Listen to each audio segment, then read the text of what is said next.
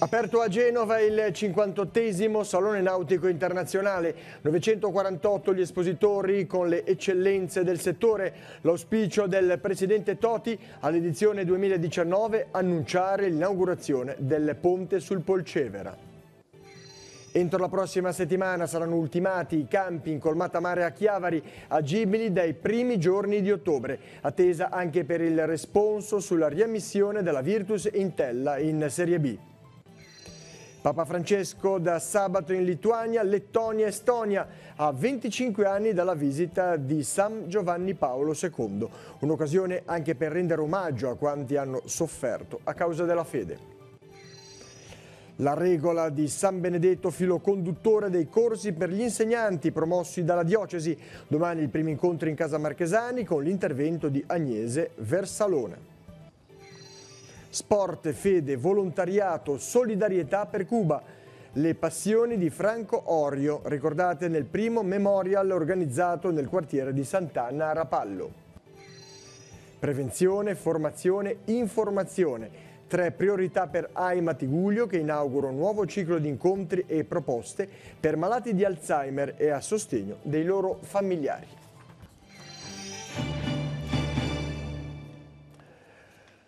Buonasera a tutti gentili telespettatori e benvenuti nei nostri studi.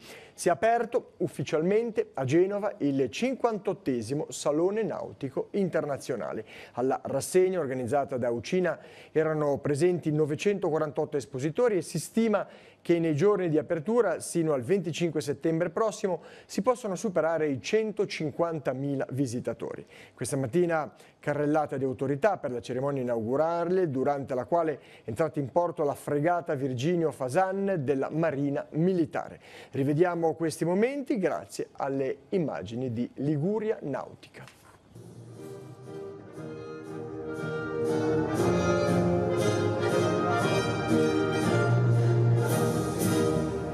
Benvenuti a Genova, benvenuti al Salone Nautico, benvenuti in una grande città. Lo dico come sindaco, lo dico come genovese, lo dico come marinaio. Giratevi e guardate Genova. Oggi ho pensato, non posso ripetere la stessa cosa, però invece lo devo fare, perché se ci giriamo e guardiamo perché il Salone Nautico si può fare soltanto qui a Genova. La presenza del governo è per valorizzare le straordinarie competenze in termini di qualità e di innovazione tecnologica che le nostre imprese, che l'indotto che genera le nostre imprese hanno in un settore così importante come quello della nautica. E l'impegno del sottoscritto è quello di semplificare la vita a chi lavora in questo ambito. Normalmente lavoriamo molto in vista del Salone, ma non so dove abbiamo trovato tutte queste forze. E certamente perché sentivamo fortissima la responsabilità ed è una responsabilità su 2 fronti, l'ho già detto in conferenza stampa a Milano. L'una è verso tutti voi, è meraviglioso vedere, qui c'è solo una piccola parte di tutti gli espositori, gli imprenditori di questo settore, e l'altra responsabilità certamente accresciuta è verso la città, perché del cui rilancio siamo poi diventati il simbolo. Io credo che questo sia il sistema che veramente ruota intorno al Salone e che trascende il valore del Salone. È il sistema di un paese che vogliamo costruire, quel paese che fa concorrenza a Barcellona come a Hong Kong, a New York come a Sydney, e che ha tutte le capacità per affrontare la competizione mondiale e costruirci intorno un sistema di paese che abbia l'ascensore sociale che è giusto che ci sia. In occasione dell'inaugurazione del Salone Nautico a Genova, il Presidente della Regione Toti ha chiesto a tutte le autorità presenti di prendersi l'impegno di essere genovesi per i prossimi 15 mesi. L'auspicio espresso dal Governatore della Liguria è che al Salone Nautico 2019 si possa annunciare a Genova che dopo 2 o 3 mesi ci sarà l'inaugurazione del nuovo ponte sul Polcevera. L'auspicio di Toti rimarca una richiesta analoga formulata in occasione della commemorazione a 1 mese di distanza dalla tragedia del Ponte Morandi. Su questi temi il contributo settimanale dalla redazione de Il Cittadino. Linea a Genova, dove c'è per noi Francesca Di Palma. Benvenuti nella redazione del Cittadino a Genova. Si sono svolte venerdì 14 settembre in città le celebrazioni nella giornata del ricordo a 1 mese dal crollo del Ponte Morandi. Alle 11:36 il minuto di silenzio in tutta la città e la celebrazione in prossimità del viadotto. Nel pomeriggio Genova si è ritrovata prima in piazza De Ferrari alle 17:30 per ricordare le 43 vittime e per dare voce a chi in quei giorni drammatici ha lavorato fra le macerie e non solo. Monsignor Nicolò Anselmi, vescovo ausiliare, nel suo intervento ha detto che Genova rinascerà presto solo se ognuno farà la sua parte. Vogliamo far rinascere la nostra città volendoci bene, ha detto Monsignor Anselmi, superando ogni muro e divisione, ogni chiusura per il bene di tutti.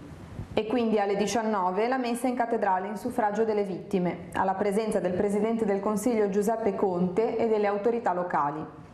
Nel corso della celebrazione è stato letto il messaggio del cardinale Angelo Bagnasco, impegnato in Polonia con i vescovi europei. Ristabilire presto e migliorare le vie e il ponte è necessario perché la gente e la città possano vivere. E ora cambiamo argomento. Si svolge a Palazzo Ducale sabato 22 settembre la giornata conclusiva degli Stati Generali dell'Educazione, organizzati dall'Agenzia per la Famiglia del Comune di Genova in collaborazione con la Diocesi, ASL 3, CONI e Università. Si tratta di un momento di sintesi e di proposte educative dopo le giornate dell'ascolto degli enti che operano in questo ambito avvenute nell'estate a Palazzo Tursi. Al mattino è prevista la tavola rotonda con la partecipazione del cardinale Angelo Bagnasco e nel pomeriggio gli interventi in ambito educativo, fra cui quello di Monsignor Nicolò Anselmi, vescovo ausiliare. Bene, da Genova era l'ultima notizia, ora la linea può tornare a Chiavari. Arrivederci. I problemi di traffico in Val Polcevera non coinvolgono solamente gli spostamenti dei pendolari e anche dei mezzi pesanti. Ieri una donna residente proprio in Val Polcevera ha avuto le doglie, ma a causa del congestionamento stradale non ha potuto raggiungere l'ospedale. Ha quindi chiamato il 112, numero unico per le emergenze, e un'ambulanza l'ha tempestivamente portata all'ospedale di Villa Scassi. Alle 9:45 la donna ha dato alla luce una bambina ed entrambe sono in buona salute. Nonostante la zona rossa e i grossi disagi che si creano nella gestione del traffico ordinario, le misure sanitarie per far fronte alle emergenze si stanno rivelando molto efficaci. Il numero da chiamare in caso di necessità, ricordatelo, è il 112, unico per qualunque cosa. Alle 14:20 di questo pomeriggio siamo passati alla cronaca. Un incendio si è sviluppato in una stanza di degenza clinica psichiatrica presso l'ospedale San Martino di Genova. In fiamme un materasso con conseguente forte dispersione di fumo. Sono stati fatti evacuare 15 pazienti, 2 gli intossicati lievi già dimessi dal pronto soccorso con 3 giorni di prognosi. È stata interdetta per 20 minuti la strada che da largo Giovanni Bainzi porta al padiglione della specialità. Sul posto sono subito intervenuti i vigili del fuoco che in breve hanno bonificato e riabilitato gli spazi. Le cause dell'incendio sono in via di accertamento. E questo pomeriggio, poco dopo le 13:30, i vigili del fuoco di Genova sono intervenuti a Mignanego per una fuga di gas. In seguito a dei lavori di scavo, una condotta del metano è stata lesionata.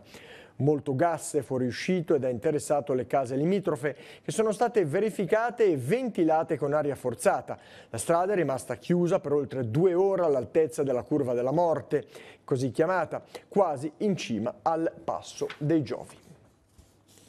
Incidente in moto questo pomeriggio a Canevale di Correglia Ligure, intorno alle 15:30. Un uomo sulla settantina ha perso il controllo dello scooter cadendo fuori strada. L'uomo è rotolato per una decina di metri in un dirupo a bordo strada, procurandosi un trauma toracico addominale. È stato soccorso dall'ambulanza della Croce Rossa di Cicagna e poi trasportato in elicottero al San Martino di Genova in codice giallo.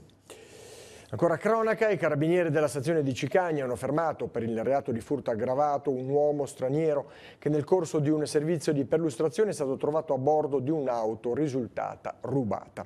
L'uomo è stato inoltre deferito per porto ingiustificato di oggetti atti ad offendere, poiché nel corso della perquisizione del veicolo i militari hanno rinvenuto un coltello.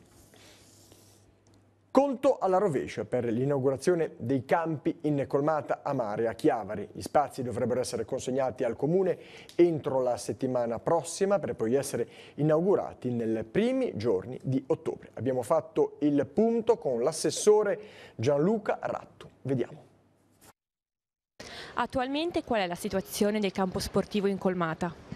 Ma la situazione del campo sportivo in Colmata diciamo che è quasi terminata, siamo a conclusione di un'opera importante, siamo soddisfatti di averla portata avanti anche perché su quest'opera il Comune di Chiavari ha investito circa €500.000 per mettere in sicurezza uno dei campi principali del nostro comune e per fare in modo che i nostri ragazzi dilettanti e non possano usufruirne in maniera sicura e corretta come deve essere. Il campo è quasi praticamente pronto, quando verrà inaugurato ipoteticamente? Ma guardi, intanto il campo metà della settimana prossima è consegnato e naturalmente le squadre potranno allenarsi e giocarci. Per quanto riguarda l'inaugurazione aspettiamo giusto le opere accessorie, penso che poi faremo una festa tutti insieme i primi di ottobre. Che tipo di lavori sono stati svolti? Ma è stato rifatto tutto il sottocampo, cioè la parte sabbiosa del campo, viene messo il manto in erba sintetica che è già stato messo e poi dopo ci saranno gli ultimi lavori accessori come le recinzioni e tutto quello appunto che serve per la sicurezza dei nostri ragazzi. Sicurezza oggi che tengo a sottolineare è importantissima in qualsiasi campo, anche e soprattutto dove ci sono dei bambini, dei ragazzi che si allenano tutti i giorni costantemente. Secondo le ultime vicissitudini dell'Entella, qualora la squadra venisse reinserita in categoria B, il Comune è pronto ad accoglierla? Se sì, come? Ma innanzitutto ci auguriamo che le notizie ultime siano poi confermate. Noi siamo prontissimi, abbiamo sempre lavorato anche lo scorso anno in sinergia con l'Entella e perciò diciamo che tutto quello che facevamo lo scorso anno non avremo nessuna difficoltà a farlo anche quest'anno e i prossimi anni. Questa mattina a Palazzo Bianco è stato analizzato il progetto preliminare delle palestrine di via Gastaldi a Chiavari. Erano presenti, oltre agli amministratori, anche i rappresentanti di società sportive chiavaresi. Per migliorare la funzionalità degli impianti e l'estetica della struttura, alla bozza di progetto esistente è stato aggiunto sia il rifacimento della pavimentazione che dell'intera facciata esterna. L'amministrazione si è impegnata a sostenere i costi previsti necessari per riqualificare con le nuove normative queste palestrine che sono adiacenti al campo stadio comunale. La nuova proprietà dei 3 alberghetti di via Gramsci a Rapallo ha presentato quest'oggi in comune l'istanza di svincolo parziale limitato alle strutture Bel Soggiorno e Royal, conservando la destinazione ad uso alberghiero dell'ex Hotel Moderno. Tutte e 3 le strutture risultano chiuse da 26 anni. Soddisfazione da parte del sindaco per la possibilità che ora si possa bonificare un'area degradata della città. Doppia interrogazione dei consiglieri di minoranza Sestri Levante, Albino Armanino e Paolo Smeraldi, indirizzata al sindaco e all'assessore competente. La prima riguarda le segnalazioni di alcuni residenti del centro storico e di San Bartolomeo della Ginestra relative alla presenza di ratti e scarafaggi in città. I consiglieri chiedono quali azioni intende intraprendere l'amministrazione per contrastare questo fenomeno. La seconda interrogazione riguarda la selezione pubblica per conferimento di incarico a tempo determinato di dirigente area 4, progettazione e manutenzione ambiente. 17 sono i candidati all'esame, di cui 4 ammessi alla successiva fase di colloquio. I consiglieri Armanino e Smeraldi chiedono di conoscere i criteri adottati per la valutazione del curriculum. Pagina ecclesiale del nostro giornale. Papa Francesco da sabato e sino al 25 settembre sarà in Lituania, Lettonia ed Estonia, nel 25° anniversario dalla visita compiuta da Giovanni Paolo II. Si tratta anche di un'occasione per rendere omaggio a quanti hanno sofferto per la fede, ha spiegato il direttore della Sala Stampa Vaticana, Greg Burke, intervistato da Radio Vaticana. Sentiamo.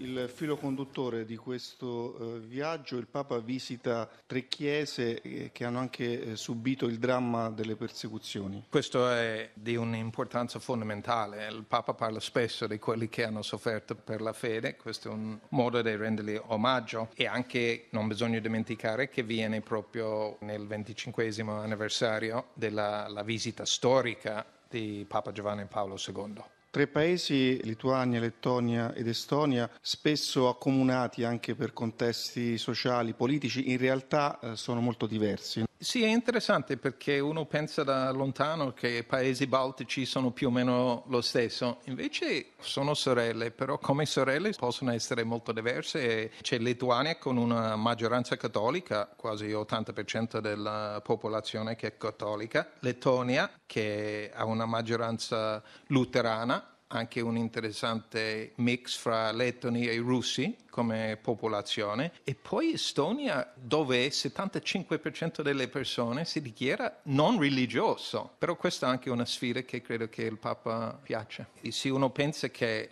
visito una comunità cattolica di 5.000 persone. 5.000 persone è una parrocchia in Europa occidentale almeno. È un segno del Papa nella periferia altra volta. Tra i momenti più importanti del viaggio, la visita al Museo delle Occupazioni e lotte per la libertà a Vilnius in Lituania, con breve sosta di preghiera proprio al monumento delle vittime del ghetto, e questo in una data molto importante. Sì, certo, perché per la preghiera nel monumento del ghetto viene proprio nel 75esimo anniversario di quando il ghetto fu distrutto. E il museo credo che sia proprio il simbolo di quanto ha sofferto questo popolo. Quando il Papa va a visitare le celle, le sale di esecuzione e i posti dove tante persone, incluso sacerdoti e i vescovi, hanno sofferto le torture. Il corso di aggiornamento per insegnanti di religione promosso dalla Diocesi di Chiavari prenderà il via domani. Alle 17 nel Salone di Casa Marchesani a Chiavari interverrà Agnese Varsalona sul tema Dire Dio oggi all'interno delle sfide e delle sensibilità dell'uomo contemporaneo. Il filo conduttore degli incontri sarà la regola di San Benedetto. Sentiamo il direttore dell'ufficio scuola, Don Alberto Gastaldi. A chi sono rivolti e qual è il tema? Di che cosa si parla? Il corso è rivolto innanzitutto per l'aggiornamento degli insegnanti di religione, a partire da quelli che insegnano alla scuola materna fino a chi insegna alla secondaria di secondo grado. Però comunque gli incontri possono essere aperti a chi desidera approfondire i diversi temi, è interessato a qualche aspetto particolare, per cui diciamo è un'iniziativa di formazione per gli insegnanti, però anche ad altre persone che possono essere incuriositi dai temi. Quali sono i temi che si affronteranno durante queste lezioni? Direi sono tre i filoni principali. Il primo di natura teologica, quindi la sfida di annunciare e di far conoscere Dio nella società di oggi, partendo appunto dai ragazzi, giovani, vedere come è possibile ancora dire Dio oggi. Il secondo filone è quello più pedagogico, come insegnare ai ragazzi e ai giovani di oggi quali sono le bellezze e anche le difficoltà e confrontarci insieme. Il terzo filone invece è quello di laboratori sul territorio per cercare di conoscere anche le bellezze della tradizione religiosa e culturale della nostra realtà. Chi tiene le lezioni? Innanzitutto sono dei docenti che noi invitiamo, che magari hanno fatto esperienza in altre realtà italiane, che possono portarci il loro contributo. Invece per quanto riguarda i laboratori cercheremo di confrontarci con alcune persone che operano sul nostro territorio e ci potranno un po' insegnare anche alcune notizie e anche alcune tradizioni religiose della nostra realtà. In occasione del cinquantenario della scomparsa di Padre Pio, che ricorre proprio oggi 20 settembre, il Ministero per lo Sviluppo Economico ha emesso un francobollo commemorativo. Francobollo stampato dall'Istituto Poligrafico e Zecca dello Stato raffigura un ritratto di San Pio da Pietrelcina mentre solleva un calice durante una celebrazione, a valore di 1,10 euro. La tiratura di 1 milione di esemplari distribuiti dagli uffici postali con sportello filatelico nelle maggiori città italiane, tra cui Genova. Informazioni sul sito di poste.it. Un anno fa il Tigullio piangeva la scomparsa di Franco Orio, uomo di grande spessore umano e spirituale, impegnato su più fronti della vita sociale. È stato ricordato qualche giorno fa nel quartiere di Sant'Anna Rapallo con una giornata interamente dedicata alla sua memoria. È stata celebrata la Santa Messa, organizzato un convegno su volontariato e sono state raccolte offerte per la missione interdiocesana di Cuba, ma è stata anche una giornata di sport con 6 società scese in campo. Noi eravamo presenti, vediamo.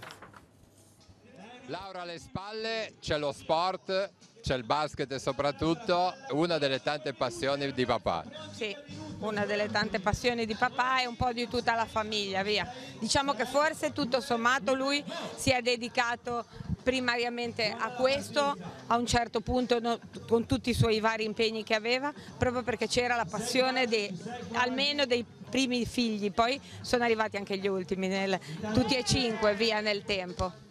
Ma che papà era in famiglia? Era un papà che era molto impegnato, quindi non sempre presente fisicamente, ma sempre presente proprio spiritualmente, una presenza che per questo manca tanto, perché è un grande vuoto che ha lasciato, però come oggi ci siamo sentiti dire svariate volte, ed è vero ed è giusto, è una presenza che realmente porta una specie di eternità già su questa terra. Ecco, che nonno è stato per te? Per me è stato un nonno che mi ha dato tanti valori in cui credere, e quindi l'importanza del lavoro, soprattutto del dedicarsi nel lavoro a tempo pieno, gratuitamente, senza stare a fare il conto delle ore, a vedere lo stipendio alla fine del mese, se aumentava o meno, e una persona capace di commuoversi anche per le piccole cose, quindi magari molto autorevole, autoritaria, ma capace di essere dolce in maniera infinita. Enrico, cosa ti sta dicendo tuo papà oggi per questa giornata? Sicuramente qualche rimprovero, nel senso che lui era molto perfezionista nelle cose che faceva, per cui sarà contento sicuramente, ma allo stesso tempo magari qualcosa l'avrebbe fatta diversamente, quello sicuro. Comunque io penso che se da lassù ci sta guardando sarà felice di questa giornata.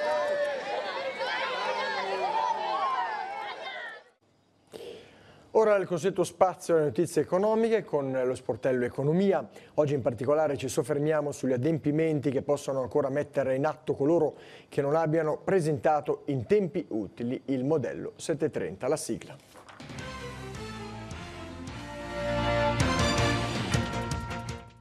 Chi non ha inviato il 730 precompilato nei termini previsti ha tempo sino al 31 ottobre per presentare il modello redditi. Sul sito infoprecompilata.agenziaentrate.gov.it sono presenti tutte le informazioni per l'utilizzo di Redditi PF Web, l'applicazione che consente di compilare i principali quadri del modello senza dover scaricare alcun software. Nella sezione Redditi PF Web il contribuente può visualizzare e stampare il proprio modello e il relativo foglio informativo. Non possono utilizzare redditi PF Web i contribuenti soggetti agli studi di settore con redditi da partecipazione o che devono presentare il modello IVA. Questi ultimi infatti devono utilizzare redditi PF online. Dal prossimo 22 settembre si apre la finestra temporale per la presentazione della comunicazione o dichiarazione sostitutiva relativa agli investimenti pubblicitari incrementali, il cui credito d'imposta aspetto in misura differente a seconda del soggetto beneficiario. In linea generale possono beneficiare dell'agevolazione imprese, lavoratori autonomi ed enti non commerciali, indipendentemente dalla natura assunta, dalle dimensioni aziendali e dal regime contabile adottato. Il credito d'imposta è riconosciuto con una aliquota ordinaria del 75%, elevata però al 90% per le PMI e per le start-up innovative. Condizione essenziale per accedere al credito d'imposta per investimenti pubblicitari è che gli investimenti siano incrementali. È infatti possibile beneficiare del credito d'imposta in relazione agli investimenti in campagne pubblicitarie sulla stampa quotidiana e periodica, anche online e sulle emittenti televisive, radiofoniche locali, analogiche o digitali, effettuati a partire dal 1 gennaio 2018, il cui valore superi di almeno l'1% gli analoghi investimenti effettuati sugli stessi mezzi di informazione informazioni nell'anno precedente. Per stessi mezzi di informazione si intende il tipo di canale informativo, quindi la stampa da una parte e le emittenti radiofoniche e televisive dall'altra, non quindi le singole testate giornalistiche o radiotelevisive. La norma prevede inoltre che l'incremento percentuale sia riferito al complesso degli investimenti effettuati rispetto all'anno precedente sui mezzi di informazione. Occorre quindi anzitutto verificare che l'ammontare dell'incremento complessivo degli investimenti sia superiore almeno all'1% rispetto a quello dell'anno precedente.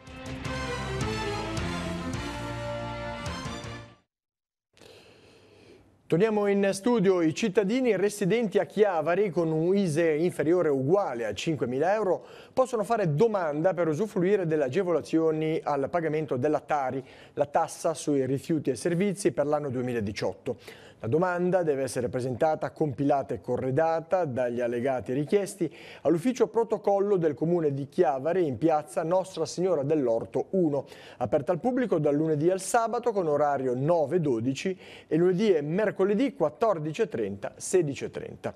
È possibile per ogni eventuale chiarimento in merito alla domanda rivolgersi presso l'ufficio assistenza in piazzale San Francesco 1. In occasione della 25esima giornata mondiale dell'Alzheimer, sabato prossimo a Villa Queirola Rapallo dalle 10.30 si terrà un incontro sul tema prevenzione, informazione, formazione. L'evento apre di fatto la stagione degli appuntamenti che AIMA Tigullio propone per i pazienti del Tigullio. Vediamo. Fare esercizi di memoria, svolgere attività fisica, mantenere vivi i contatti sociali. Tutto questo aiuta a prevenire l'insorgenza di problemi cognitivi, in primis l'Alzheimer. Lo ribadiscono ancora una volta i volontari dell'Associazione AIMA del Tigullio, che in vista della ripartenza delle attività dei propri soci si prepara a vivere la 25esima giornata mondiale dedicata a questo tema. Sabato prossimo a Villa Queirola Rapallo, oltre al momento dedicato al confronto aperto sui temi medico-scientifici, alle 10.30 nella sala conferenze si parlerà di prevenzione, informazione e formazione con medici e personale specializzato, verrà data la possibilità di mettere alla prova gratuitamente il proprio stato di salute mentale. Per la prima volta faremo degli screening per le persone anziane, per diciamo, guardare un attimo com'è la situazione della memoria, e anche avremo 2 giovani che insegneranno a fare alcuni movimenti, quindi attività fisica adattata, sempre per persone anziane. Sono attività che facciamo gratuitamente. Con il mese di ottobre poi riprenderanno le tradizionali attività portate avanti dall'Associazione Malati di Alzheimer Tigullio in collaborazione con l'ASD 4.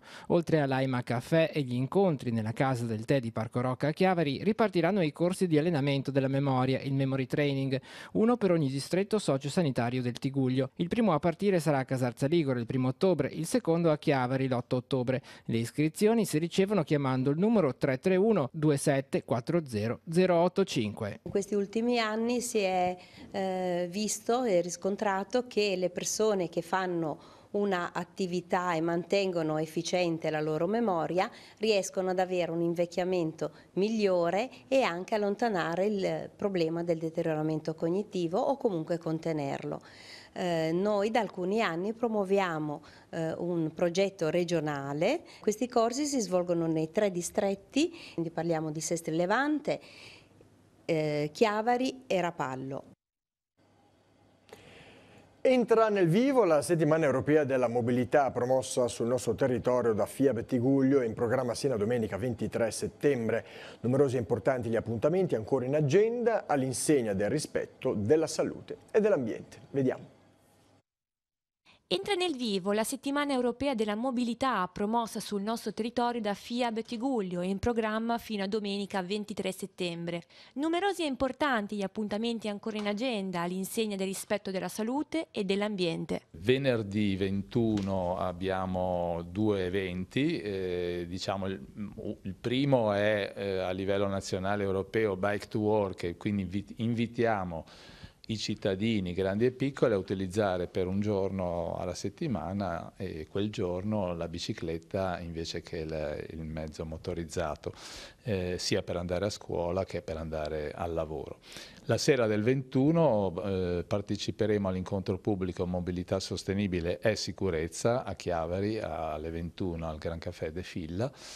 e domenica 23 settembre concluderemo la settimana appunto con la biciclettata ormai diventata tradizionale, Biciclettiamoci, come dal titolo della mia maglietta, nella quale invitiamo cittadini di Chiavari, Lavagna e Sesti Levante per un percorso proprio per sostenere la petizione che abbiamo fatto l'anno scorso, dove più di 3.000 cittadini e turisti hanno richiesto un percorso ciclopedonale sicuro tra le città di Chiavari, Lavagna e Sesti Levante, in particolare nelle gallerie di Sant'Anna. Entrano nel vivo le celebrazioni per la festa del Sacro Cuore nell'omonima parrocchia Ferrada di Moconesi. Domani, venerdì 21, a partire dalle 15, verrà recitata la coroncina della Divina Misericordia e alle 16 avrà inizio la Santa Messa per gli anziani e gli ammalati e la celebrazione dell'unzione degli infermi. La serata è dedicata dalle 20:30 alla liturgia della parola e all'adorazione della Santa Croce. Sabato, giornata dedicata alle confessioni, mentre domenica, giorno della festa, alle 10:30 la Santa Messa solenne, alle 17:30 i Vespri, la benedizione della nuova cassa processionale e la processione con la statua votiva del Sacratissimo Cuore. E ora, come di consueto, scheda degli appuntamenti per la giornata di domani. Può partire la sigla.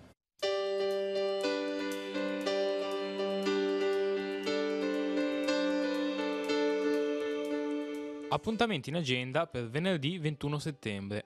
Nell'ambito delle giornate europee del patrimonio, a Villa San Giacomo di Santa Margherita Ligure si svolgerà la conferenza Arte in pietra restaurata, sculture, fontana e rissò. L'inizio alle 9:30. Alle 10, nella sala Carlo Bo di Corso Colombo a Sesti Levante, si terrà il convegno Anno 2018, Giovannino Guareschi e le sue ricorrenze. Nel pomeriggio alle 15 verrà proiettato il film di Guareschi La rabbia. Il tutto a cura dell'Associazione Culturale Oleudo. Il Festival della Punteggiatura di Santa Margherita Ligure è giunto alla sua terza edizione. Alle 11:30 nella Biblioteca Vago, Beniamino Sidoti terrà un laboratorio di punteggiatura creativa. Incontro con Caterina Grisanzio, autrice del libro Pistole cariche. Alle 15 nella Sala Auditorium di Piazza De Ferrari a Genova. Si parlerà di stereotipi di genere e violenza sulle donne.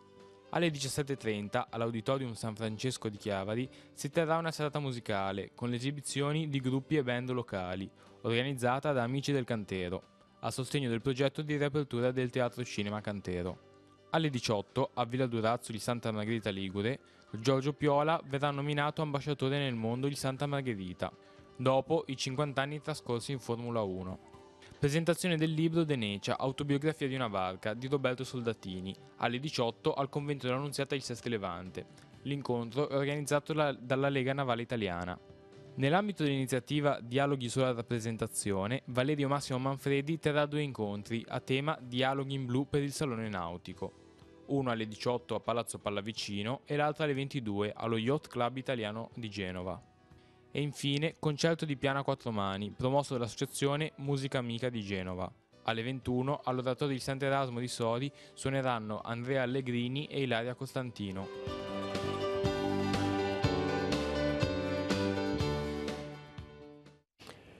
Al via il primo Memorial Pippo Sanguinetti organizzato dal gruppo Pino Solari Omide Ruinà in collaborazione con l'ASD Rupinaro Sport 2014. L'evento si terrà sabato 22 settembre dalle 16 alle 19 nel campo sportivo delle scuole Maria Luigia di Chiavari. A partecipare le squadre di atleti nati tra il 2009 e il 2011, Rupinaro Sport, Villaggio Calcio e una compagine della parrocchia di San Pietro a San Pier di Canne. In serata, dopo la premiazione, è previsto un piccolo rinfresco per tutti i partecipanti a cura del gruppo Omide Ruinà, di cui Pippo Sanguinetti è stato presidente per lunghi anni. Questa era l'ultima notizia del nostro giornale. Il prossimo appuntamento, come sempre, è rinnovato a domani alle 12:45 con il TG13. Io vi ringrazio per la vostra cortese attenzione e vi auguro una buona serata con i programmi della nostra rete. Arrivederci.